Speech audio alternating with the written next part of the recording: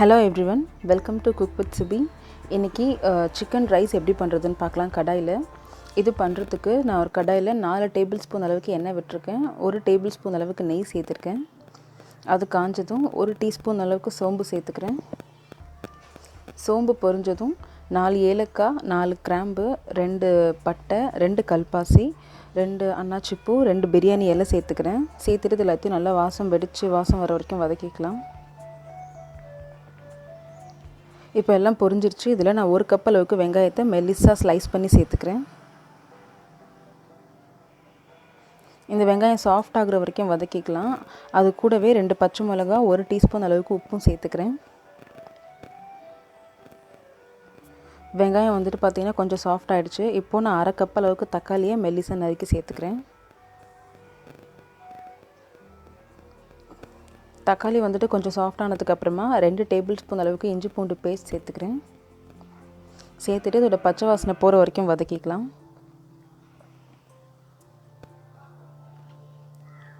அதுக்கப்புறமா 1 டீஸ்பூன் அளவுக்கு காரப்பொடி சேர்த்துக்கிறேன். 1 டீஸ்பூன் அளவுக்கு கரம் மசாலா சேர்த்துக்கிறேன். சேர்த்துட்டு இது ஒரு 2 நிமிஷத்துக்கு நல்லா குக் பண்ணிக்கலாம்.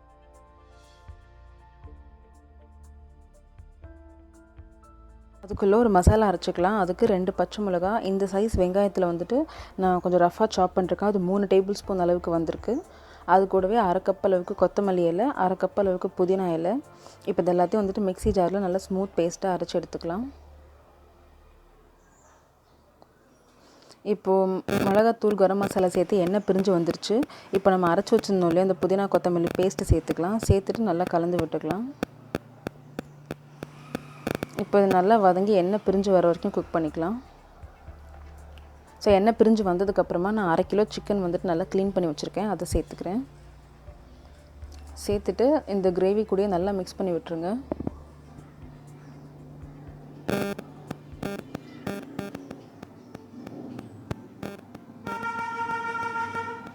மிக்ஸ் பண்ணதுக்கப்புறமா இதை மூடி போட்டு ஒரு 5 நிமிஷத்துக்கு நல்லா குக் பண்ணிக்கலாம். ஸோ 5 நிமிஷத்துக்கு அப்புறம் பார்த்திங்கன்னா சிக்கன் நல்லா தண்ணி விட்டுடுச்சு. பாருங்கள் எப்படி இருக்குன்னு. இந்த மசாலாலாம் நல்லா பிளெண்ட் ஆகி தண்ணி விட்டுருக்கு. ஸோ இப்போ ஒரு வாட்டி கலந்து விட்டுக்கலாம். கலந்து விட்டதுக்கப்புறமா நான் 2 கப் அளவுக்கு தண்ணி சேர்த்துக்கிறேன். அண்ட் 1 கப் அளவுக்கு பால் சேர்த்துக்கிறேன். உங்களுக்கு பால் சேர்க்க விருப்பம் இல்லைன்னு சொன்னால் நீங்கள் 3 கப்பும் தண்ணியாகவே சேர்த்துக்கலாம். சேர்த்துட்டு ஒரு வாட்டி நல்லா கலந்து விட்டுருங்க. கலந்து விட்டதுக்கப்புறமா 2 கப் அளவுக்கு பாஸ்மதி அரிசியை நான் ஒரு 1/2 மணி நேரத்துக்கு அலம்பிட்டு நல்லா ஊற வச்சுருந்தேன்.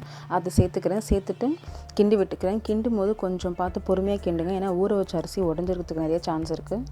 ஸோ இப்போ அரிசி போட்டு கிண்ணதுக்கப்புறமா உப்பு செக் பண்ணிவிட்டு நான் மேலே ஒரு 1/4 டீஸ்பூன் அளவுக்கு கரம் மசாலா, 1/4 டீஸ்பூன் அளவுக்கு காரப்பொடி லைட்டாக அப்படியே தூவிக்கிறேன்.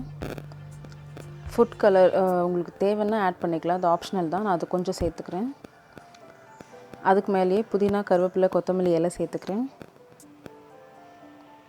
இதுக்கு மேலேயே 1 டீஸ்பூன் அளவுக்கு நெய் விட்டுக்கிறேன். விட்டுட்டு இதுக்கு மேலே இதை கிண்டக்கூடாது. அப்படியே மூடி போட்டு ஒரு 12லேருந்து 15 நிமிஷம் வரைக்கும் இதை நல்லா குக் பண்ணிக்கலாம். உங்கள் அரிசியை பொறுத்து கரெக்டாக குக் பண்ணிவிடுங்க. குக் பண்ணதுக்கப்புறமா ஒரு 5 நிமிஷம் இதுக்கு ரெஸ்டிங் டைம் கொடுக்கணும். ஸோ பார்த்திங்கன்னா இப்போது அரிசி நல்லா குக் ஆகிடுச்சு. சிக்கனும் நல்லா வெந்துடுச்சு. சாதமும் நல்லா குக் ஆகிடுச்சு. நல்ல வாசமாக இருக்குது. ஸோ பொறுமையாக அரிசியை கிண்டி விடுங்க. லைட்டாக அப்படியே எடுத்து கிண்டி விடுங்க. அப்படியே கிண்டுறதுனா போட்டு சுற்றாதீங்க. இப்படி எடுத்து மேலே விடுங்க. அடியில் இருக்கிறத மேலே கொண்டு வந்தால் ரொம்பவே சிம்பிள் அண்ட் டேஸ்டியான ஒரு சிக்கன் ரைஸ் ரெடி. இதோட டேஸ்ட் பார்த்திங்கன்னா அப்படியே பிரியாணி டேஸ்ட்டில் தான் இருக்கும். இது கூட நீங்கள் ஸ்பைசியான கிரேவி இல்லைன்னா ஆனியன் ரைத்தா எது வேணால் வச்சு சர்வ் பண்ணலாம். ரொம்பவே டேஸ்ட்டாக இருக்கும். ஸோ அதை கண்டிப்பாக ட்ரை பண்ணி பாருங்கள். தேங்க்ஸ் ஃபார் வாட்சிங்.